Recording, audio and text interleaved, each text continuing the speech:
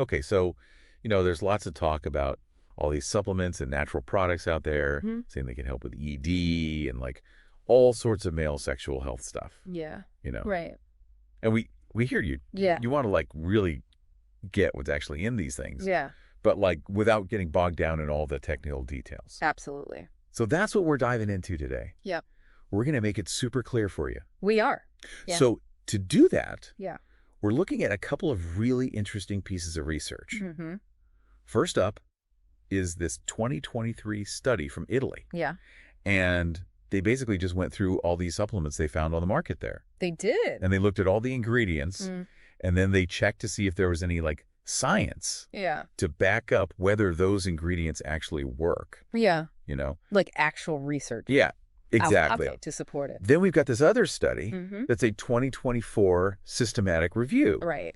And it looks at natural products more broadly. Yeah. For all different kinds of male sexual dysfunction. Yeah, that's a good way to put it. So basically, we're going to cut through all the hype and all the marketing. Yeah, all that noise. Yeah, exactly. All that noise. Mm-hmm. And we're going to give you just the straight facts The facts. about what's in these products Yeah, and whether or not they actually have a chance of working for you. that's it. Okay, so before we jump into the supplements themselves, Mm-hmm. let's just talk about erectile dysfunction for a second. Sure. Or ED, Right. It's way more common than people think. Yeah, it really is. Our sources say that between 1 and 10% of men under 40 are dealing with it. Under 40, yeah. Yeah, That's a lot of people. it is. And then you get to like men between 40 and 70, Yeah. and it's like 30 to 50%. Yeah, it's a pretty big jump, right? Huge jump. Yeah. It's actually the most common male sexual disorder, Is it really? besides premature ejaculation. Wow. Yes. See, it's not just a physical Yeah. thing, right? No, not at all. Like- It affects everything. A guy's self-esteem relationshiip. Your confidence, Yeah. your relationship, how you feel about yourself. Yeah, it's a big deal. Really is. And a lot of people think it's like all in your head. Right. But it's interesting. Yeah. When you look at the causes, Mm-hmm. only about 20% of cases Oh, wow. are actually from psychological factors. Okay. That's what they call psychogenic ED. Mm-hmm. But most cases, Yeah. over 80%, Right. are caused by like physical things. Physical problems. Yeah. Often blood flow. Yeah. That's the vasculogenic ED. Mm-hmm. Or sometimes it's like a side effect from some kind of medical treatment. Yeah, like a medication you're taking. Yeah, that's iatrogenic. Mm-hmm. So Yeah, this is interesting. what's really wild What is it? is that ED Yeah. can actually be like a warning sign Oh, really? for some other health problems going on. Oh. Yeah, the studies show that sometimes trouble getting or keeping an erection Right. can be a sign Of what? of like endocrine disorders Yeah. or other non-communicable diseases. So it's like a signal. Yeah, it's like your body's trying to tell you something. Interesting. Yeah, so it's definitely not something to just ignore. No, definitely not. Yeah. Especially since, there are things you can do Yeah, there are. to lower your chances of having problems. Yeah, absolutely. Like if you're overweight or obese, Yeah. or if you have insulin resistance or diabetes, Mm-hmm. atherosclerosis, high blood pressure, Right. All those things. if you smoke, Yeah. if you're doing drugs or drinking too much alcohol, Mm-hmm. and if you have a sedentary lifestyle. Yeah. All that stuff contributes to a higher chance of having ED. Makes sense. Yeah. So let's talk about how people try to deal with this. Okay. There are conventional medical treatments. Right. Like the 2023 study mentions PDE5 inhibitors. Yeah. Those are like the first line treatments, right? Yeah, the first thing doctors usually try. Mm-hmm. But there's also this long history going back centuries of using plant extracts and other natural substances Right. to try to boost male sexual performance. Yeah, like that's been a thing forever. Oh, yeah, for a long time. Yeah. Mm-hmm. And now it's Yeah. like exploded Yeah. with all these dietary supplements Mm-hmm. and alternative therapy. And they're everywhere. You can get them online. Yeah, super easy to get. No prescription needed or anything. Exactly. But that should make you think a little bit, right? Yeah, should. Like how much of the active ingredient is actually in there? What's the quality of the ingredients? Mm-hmm. Could they mess with other medications you're taking? Yeah, that's a big one. And like the big question, do they even actually work? That's the million-dollar question. Yeah. So the 2023 study really wanted to figure out, okay, how effective are these supplements that are being sold? Mm-hmm. in Italy. Right. They were really thorough. Yeah. They went through all the scientific research to find what they called effective ingredients, Okay. or EIs. Seed eyes, got it. That's ingredients that studies have actually shown can improve erectile function. So they actually have some science behind them? Yeah, science backing them up. Okay. They also wanted to find out the minimum effective daily dose, Okay. or MED. MED, all right. That's the smallest amount of an ingredient that's been shown to have a benefit. So it's like setting a baseline. Exactly. Yeah. Like, okay, we know this thing works. Yeah. But how much of it do you need to take To actually see a difference. to actually see results? Okay, that makes sense. Right. And then they compared that to the actual supplements on the market to see, did they have the right ingredients? Yeah. And did they have enough of them? Were they dosed high enough? They even used a scoring system based on the American Heart Association's guidelines for evaluating scientific evidence. So they were serious about this. They were very serious. Okay, so what did they find? All right, so here's the big thing. Okay. Out of all the supplements they looked at, 27 of them, Yeah. only 2 had what they considered higher expected efficacy. Oh, those are the ones that... Yeah, those are the ones that had a good chance of working Okay. based on their ingredients and dosage. Right. That's like 8%. 8%. Yeah. Wow. 3 supplements Okay. fell into the lower efficacy group. So maybe they could work, but... Maybe, but not likely. Okay. But here's the shocker. Yeah. 80% 80%. of the supplements they looked at Wow. had no expected efficacy. So they're basically useless. Yeah, pretty much. Wow. That's wild. Yeah, it's pretty shocking. Yeah. It really shows you... That there's this huge gap between what these companies are claiming and what the science actually says. Right. 80% of these products are probably not going to do anything for you. Yeah, that's a huge red flag It is. for consumers. Yeah. So Why is that? why is that? Well, Yeah. they found that most of these supplements were just these, mixes of tons of different things. And often the doses were so tiny, Yeah. it was practically meaningless. Right. Or even worse. Yeah. They had ingredients that hadn't been shown to help with ED at all. So it's like Yeah. they're just throwing a bunch of stuff in there. It's like a kitchen sink approach. Yeah. Hoping something sticks Right. without any real evidence behind it. Right. It's all marketing hype. Exactly. Yeah. And here's another thing. Every single one of the 27 supplements All of them. had at least one ingredient Okay. with no proven benefits for ED. What? And almost 90% of them Wow. had at least one ingredient that was dosed below that minimum effective level. So even if they did have an ingredient that could work, Yeah. they weren't putting enough in They weren't giving you enough. to actually make a difference. Yeah, to actually do anything. So what were some of the... Yeah, what were they putting in there? Yeah. What were some of the common ingredients they were finding? Well, the most common one was actually zinc. Zinc. Yeah. That's interesting. Which is funny because Yeah. the study didn't find any research that supported using zinc for ED. Wow. So it's like Yeah. they're putting this in, Yeah. even though there's no evidence. There's no evidence to say it works. Crazy, yeah. Yeah. What about the actual effective ingredients? Okay. Like the ones that actually... Ones that actually had some research behind them. Yeah. Yeah. The most common ones were L-arginine, Okay. Primulus terrestris, and Panax ginseng. Okay. But like we said, they were often underdosed. Yeah. So not enough to do much. Not enough to actually work. Exactly. What about some of the other... Yeah. What about some of the other ingredients? Yeah, like the ones that maybe had some research? Yeah, this should promise. Yeah. Okay, so this is where it gets interesting. Okay. There were some effective ingredients that have good scientific support for specific types of male sexual dysfunction, Okay. but they weren't being used very much in these supplements. Huh. That's weird. It is. Like, why not? Yeah, good question. If they work, Yeah, why not use them? right. So, for example, Yeah. Uricoma longifolia, also called Tonkat Ali, Yeah, I've heard of that one. it's shown some potential for functional hypogonadism, Okay. and with Thunia somnifera, or ashwagandha, Right. Ashwagandha. has shown some potential for late-onset hypogonadism, Okay. but those weren't being used as much in the supplements. So it's like, Yeah, it's like... they're not really paying attention to the latest research when they're making these products. Makes you wonder. It does. Yeah. The study also talked about yohimbine, Okay. which comes from the Coronanthe yohimbe tree. Right. And there's some evidence that it might be helpful, Mm-hmm. but it's actually not allowed to be sold as a supplement in the EU. Really? Yeah. Why is that? Because there are concerns about potential heart risks. Oh, okay. Yeah. So it's like too risky.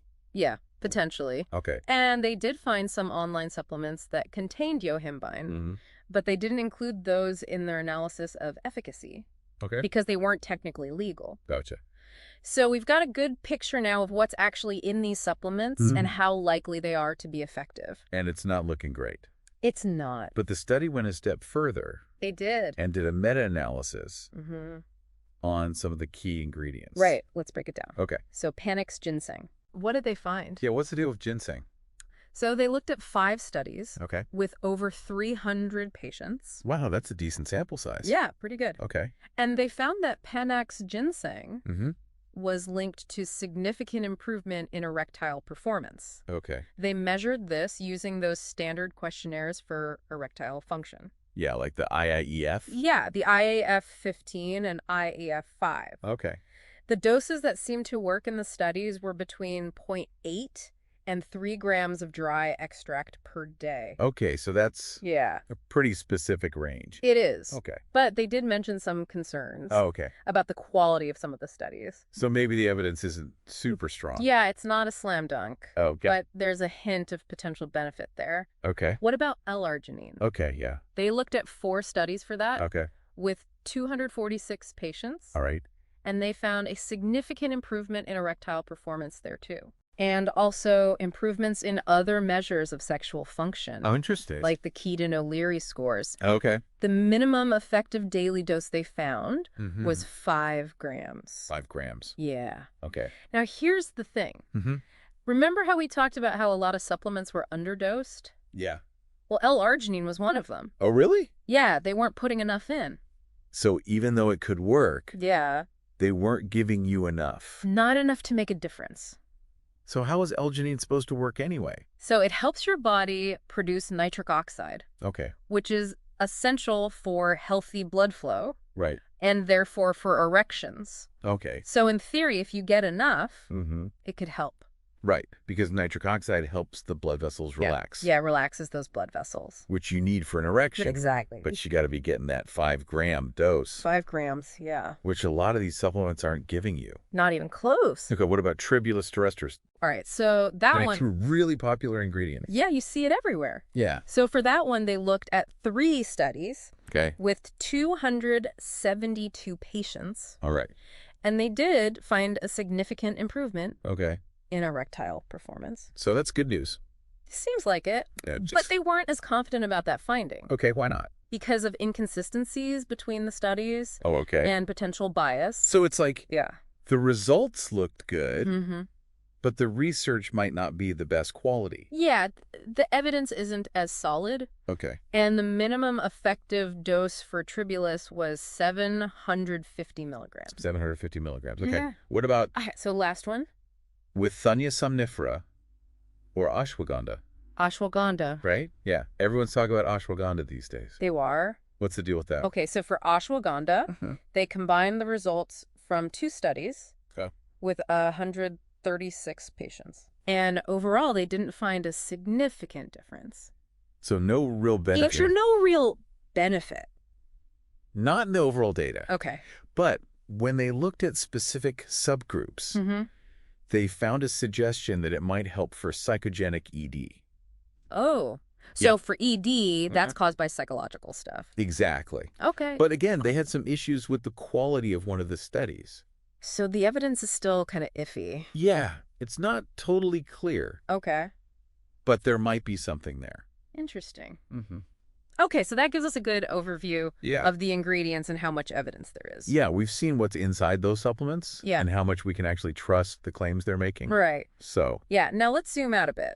Yeah. And look at this 2024 systematic review. Mm-hmm.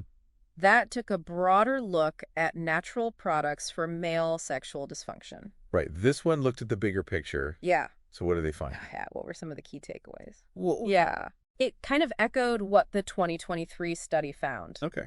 About the limited scientific evidence for a lot of these natural products. So it's like both studies are saying, we need more research. Basically. Right. They also put together a list of plants that have been traditionally used as aphrodisiacs. Okay. And you'll notice a lot of overlap with what we just talked about. Okay, so give us the rundown. So Tribulus terrestris, Panax ginseng, maca, horny goatweed, yohimbine, right, damiana, okay, muirapuama, right, tonkat ali, ashwagandha, and even saffron. Saffron. Yeah. Interesting. It's a long list. It is. But it shows you that there's this long history of using these plants for sexual health. Yeah, people have been trying this stuff forever. Yeah, for a long time. Yeah. The review also mentioned some vitamins and minerals. Oh, yeah, right. That might be helpful. Yeah, they highlighted zinc, vitamin E, and L-arginine. There's L-arginine again? Yeah, it keeps popping up as having some potential benefits for erectile function and libido. But again, it's all about the dosage. Dosage is key. Yeah. The review also stressed how important it is to talk to your doctor before you start using any of these natural products. Yeah, that's so important. It is. Just because it's natural doesn't mean it's safe. Doesn't mean it's safe. Or that it'll work. Or effective. Yeah. Especially because it could interact with other medications you're taking. Right. Or with any health conditions you might have. Exactly. So talk to your doctor first. Always a good idea. Always. Yeah, and it sounds like research in this area is constantly changing. Yeah, it's an active area of research. Yeah. The 2024 review actually noted that there's growing interest in researching natural products for male sexual dysfunction. Yeah. So more research is coming out. More research is coming out. Yeah, that's what we like to hear. That's good news. Yeah. And you can actually see that in the increasing number of scientific papers that are being published on this topic. So people are paying attention. Scientists are definitely interested. Yeah. They even found out which countries are doing the most research. Oh, cool. Yeah. Where is it? So India's number one. Okay. And then the USA. All right. China. Nigeria. Interesting. And Brazil. So it's like all over the world. Yeah, global research effort. Yeah, that's cool. They even pointed out some of the key researchers and institutions that are contributing the most. So it's like a whole community of people working on this. Exactly. It's really neat. Yeah, it is. And they looked at how the research focus has changed over time. Oh, yeah, that's interesting. Yeah. Yeah, early on, research was mostly focused on, like, is this herbal medicine actually what it says it is? Oh, like checking for adulteration. Yeah, making sure it's not fake. Yeah. And just describing how these things have been traditionally used. Okay, so just like basic stuff. Yeah. But over time, it's gotten more sophisticated. Yeah, it has. Yeah. Now researchers are trying to figure out how these natural products actually work. Yeah. Like, what's the mechanism? Okay. They're looking at their antioxidant effects and specifically investigating erectile dysfunction. So they're getting more specific. Yeah, more targeted. Okay. They're also doing more detailed analysis of the phytochemistry. Okay. That's like the different chemical compounds in these plants. Got it. And how those compounds relate to traditional medicine. So it's like they're going deeper. Yeah, way deeper. And just like, oh, this plant's been used for this. Exactly. Yeah, that's cool. It's really cool. So what about the more recent trends? Yeah, what's new? Yeah, like what are researchers focusing on now? So one of the hot new areas is in silico molecular coupling. In silico? Yeah. What is that? It's basically using computers to virtually test if a plant compound could have a similar effect to a prescription medication. Oh, wow. So it's like a shortcut? Kind of. To see if something might work. Exactly. That's amazing. Pretty cool. Yeah. And they do this by seeing how well the compound binds to specific targets in the body. Okay. Like the PDE5 enzyme. Right. We talked about that before. Yeah. So this could help speed up the discovery of new treatments. So that means we could potentially find new ED treatments faster. Exactly. That's really exciting. It is. Yeah. Ashwagandha is still a big topic of research, as is the phytochemistry, the PDE5 enzyme, and another enzyme called arginase. Okay. So lots of interesting avenues for future research. Yeah, it's like this whole field is just exploding. It's a growing field. Yeah. The review even mentioned specific computer-based studies looking at plants like Withania somnifera for their ability to block PDE5. So that's the same way that conventional ED drugs work. Exactly. Wow. So they're basically looking for natural alternatives. That might work in a similar way. That's really interesting. It is. But even with all this cool research, Mm-hmm. we still have to be careful Yeah, we do. about the quality and safety of these products. Absolutely. Right. The 2024 review really emphasized Right. the concern about adulteration. Right. So that's where supplements are contaminated with synthetic drug ingredients. And they don't tell you. Yeah, it's undeclared. Wow. So you could be taking Yeah, a prescription drug basically. without even knowing it. Yeah, that's the scary part. Yeah, that's pretty scary. It is. Yeah. So, Let's wrap this up. Mhm. What are the key takeaways for you, our listener? all right. So number one, Yeah. a lot of the supplements marketed for ED Mm-hmm. don't actually have good scientific evidence to support their claims. Like that Italian study? Yeah, that study really showed that a Yeah. lot of these products are probably not going to work. Yeah. Number two, Yeah. some natural ingredients like Panax ginseng and L-arginine Mhm. have shown some promise in research, Yeah. but they're often not used correctly in supplements. Right. The dosage might be too low or Yeah. the quality might not.